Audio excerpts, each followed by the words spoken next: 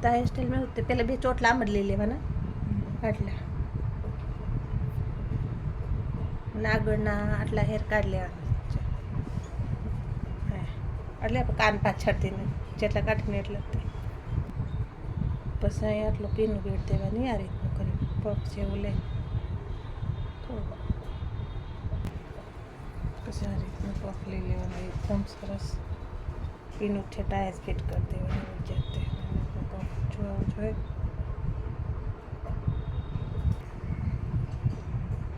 પછી આ બધા વાળનું આ રીતનું તે ઠેઠ લગી મોટો અંબોડો કરી નાખવાનું છે એ રીતનું તો આ હેરસ્ટાઈલ એકદમ સરસ લેવાઈ ગઈ છે હવે આ પેક હેરસ્ટાઈલ છે ને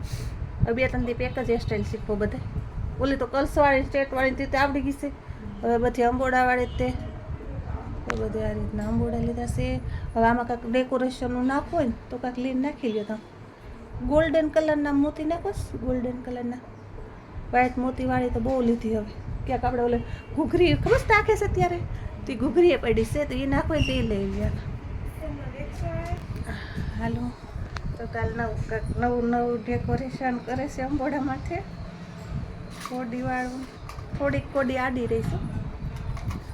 થોડીક આ બજરાક આડી હા એ રીતનું પછી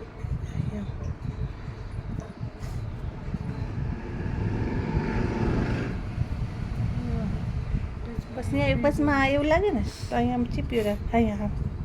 અહીંયા ચીપ્યું આટલું કરે એટલે બહુ મસ્ત લાગે એકદમ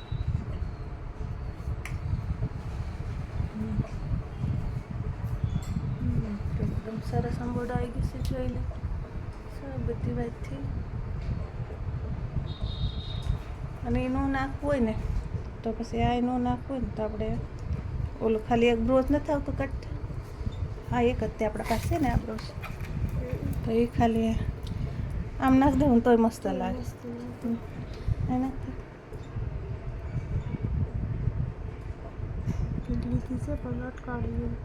ગોલ્ડન બધા એક જ્વેલરી પહેરી હોય ને તો આ રીતનું બહુ સરસ લાગે છે